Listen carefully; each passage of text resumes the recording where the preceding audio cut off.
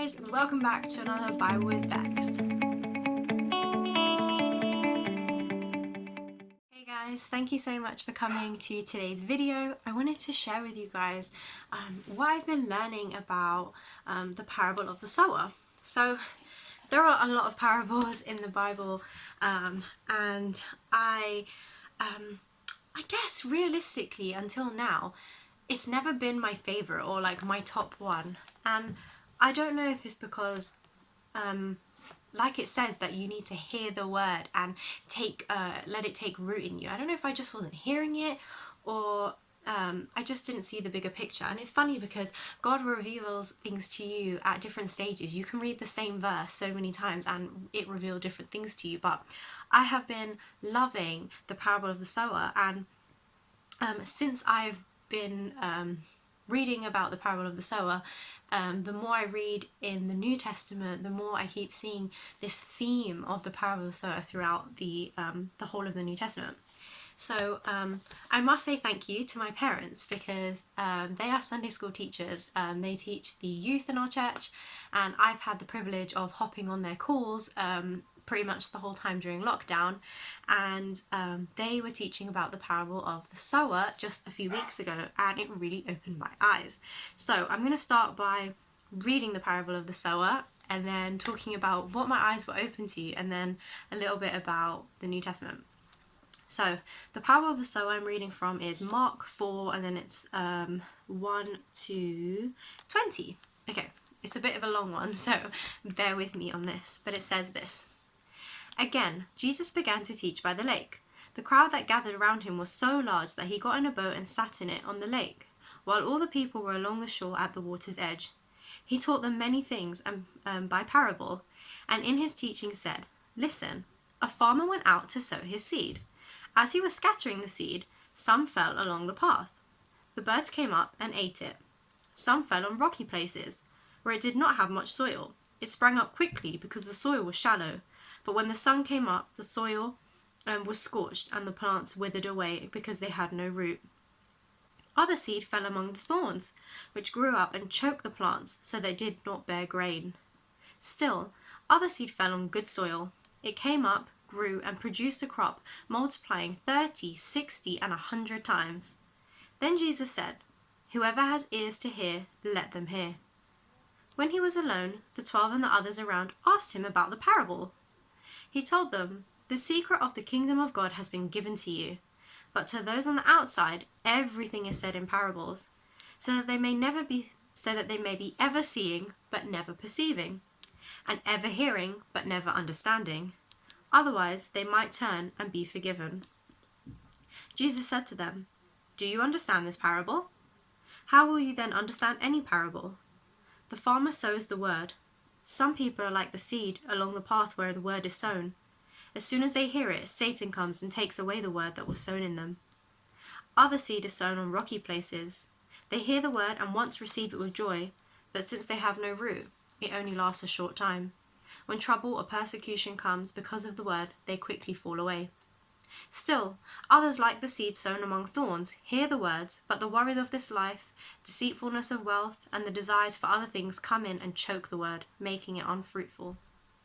Others, like the seed sown on good soil, hear the word, accept it, and produce a crop, some 30, some 60, and some 100 times what was sown." It's quite a long parable, and there's quite a lot to unpack. So the purpose of this parable is actually talking about what kind of Christian are you?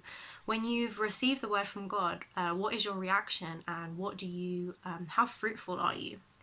It talks here at the beginning by saying that the first one is that they fell along the path. They've sown their seeds and it's hit the gravel, the path, or the concrete.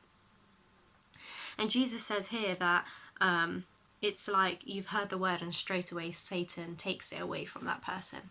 And so it's like if you hear the word but you're so worldly and you're so turned off against from God, you might hear about this person Jesus but you completely reject it, and so Satan comes and keeps you as his, and you've got no fruit and your faith can't go anywhere.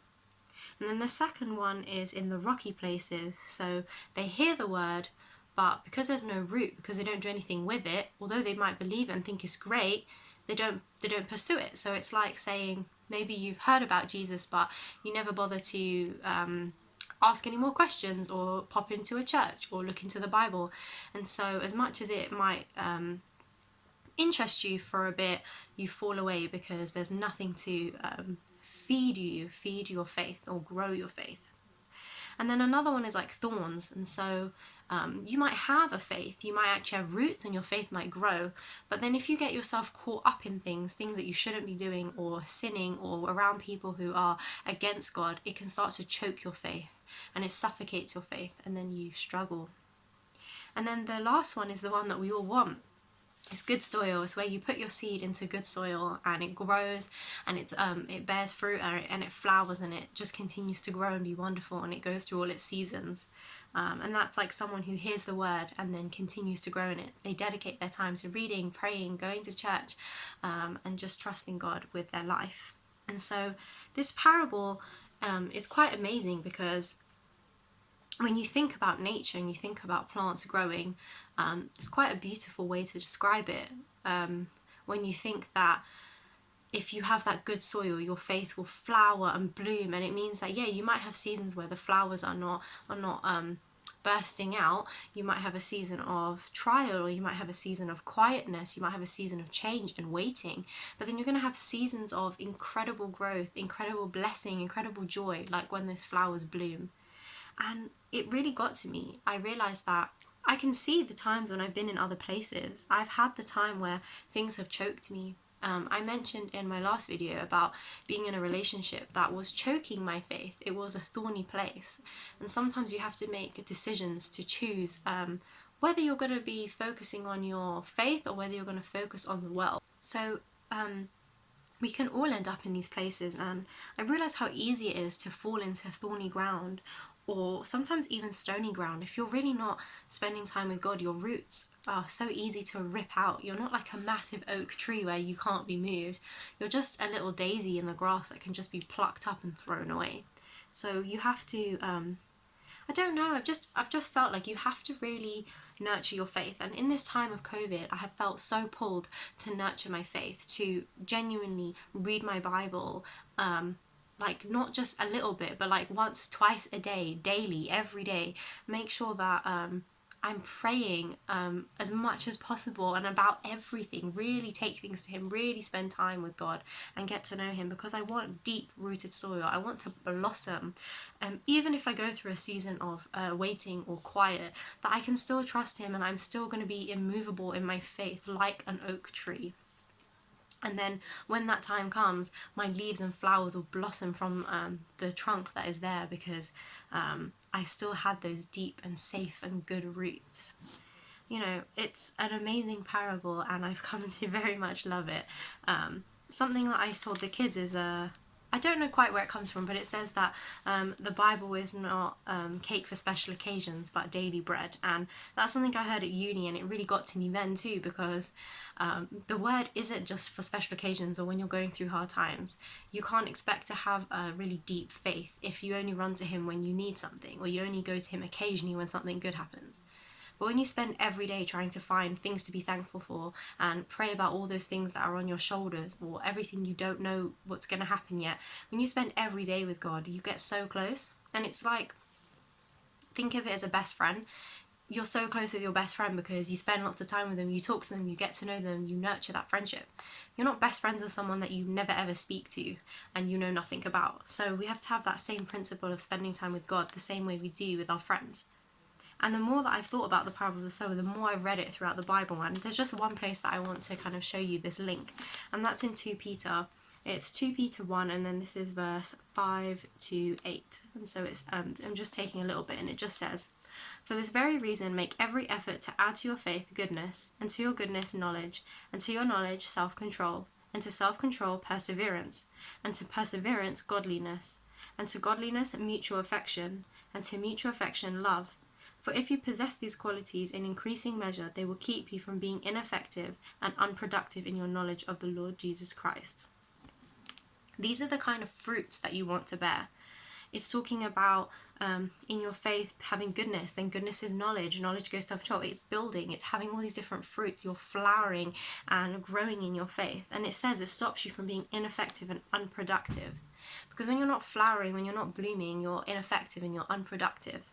Throughout the word of the Bible, this is a tool book to be effective for the Lord, to get to know who God is, and to develop your relationship with Him.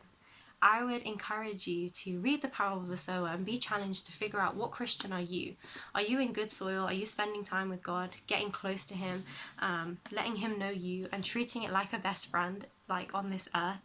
You know, treating Him like that you spend time with Him and you want to learn about Him and you want to be close. Or has Satan just taken away that good news from you? Or is it being choked up by things in the world? Are they taking over? I challenge you, especially in this time of lockdown, before everything is completely lifted and we're back out as normal, just challenge yourself. Can you take away things that you're doing that distract you from God? Can you implement more God time, more time with you and Him? Can you get to know Him better? Some things are unrelated to the parable of the sower, but that have been amazing in developing my faith with Christ, is knowing who God is and knowing His names. And so something that's been on my mind too is this. So it's Jehovah Jireh, which means God provides, and Jehovah Nissi, and that's the Lord our banner. He is the God who provides. He's a banner over us. He has so many incredible names. But if you want to be fruitful, you need to go to the God who provides and trust Him to be a banner over your life. Let Him have control and He will be fruitful in you. And if you're going through a period where you think, I'm really dedicated to my faith, but I'm not blooming, I'm not feeling joy, I'm going through a trial, don't think that you are in a bad soil. You are in good soil, but maybe He's pruning you. Or maybe you are, like I said, it's the winter, all the leaves have fallen off, but your trunk is strong, you have deep roots, and come the summer, you're going to bloom again. So just keep holding on in your season, wherever you are. I really hope that today encouraged you and that you will go and check out the Parable of the Sower. And if you have never really read this book before, please read it. Start reading from the New Testament. I would just say go ahead and start with Matthew or John and just learn about Jesus and learn about the Word. It will change your life. Thank you guys so much for watching this video, and I will see you guys on Wednesday. Bye.